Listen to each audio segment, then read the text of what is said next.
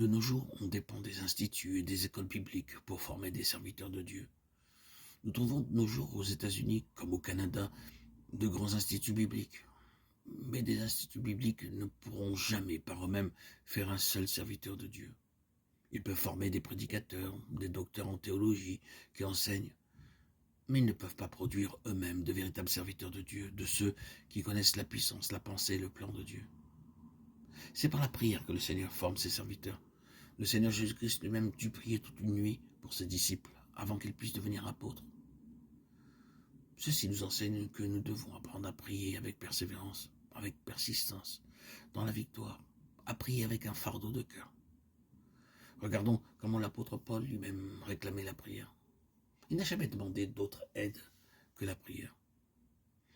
Je vous exhorte, frères, par notre Seigneur Jésus-Christ et par l'amour de l'Esprit, à combattre avec moi, en adressant à Dieu des prières en ma faveur, afin que je sois délivré des incrédules de la Judée, et que les dons que je porte à Jérusalem soient agréés des saints, en sorte que j'arrive chez vous avec joie, si c'est la volonté de Dieu, et que je jouisse au milieu de vous de quelque repos. Romains 15, 30, 32.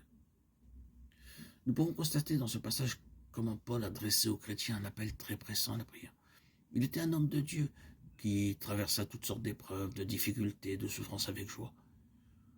Mais voyez à quel point il réclame la prière des croyants. Je vous exhorte, frères, par notre Seigneur Jésus-Christ.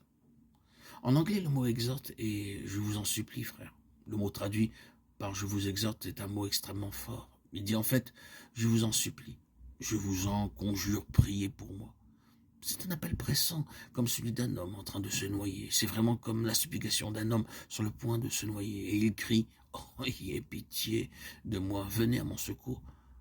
C'est cela qu'il exprime. Il est un homme de Dieu rempli du Saint-Esprit. Mais il dit « je vous implore, je vous supplie, je vous en conjure, priez pour moi ». Mais de nos jours, la serviteur de Dieu dépend à peine de la prière des chrétiens pour exercer leur ministère.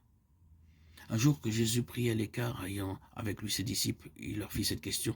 « Qui dit-on que je suis » Luc 9, 18. Comparez ce verset avec Matthieu 16, 14, 17. Ils répondirent, les uns disent que tu es Jean-Baptiste, les autres Élie, les autres Jérémie ou l'un des prophètes. Et vous, leur dit-il, qui dites-vous que je suis ?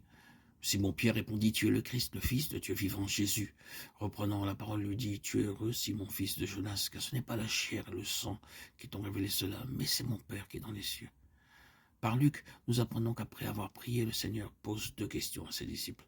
Premièrement, que disent les gens à mon sujet ?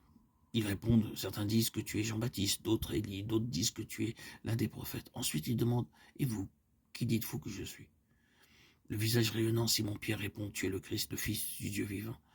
Le Seigneur lui dit alors, Simon, ce n'est pas la chair et le sang qui t'ont révélé cela, mais c'est mon Père qui est dans les cieux.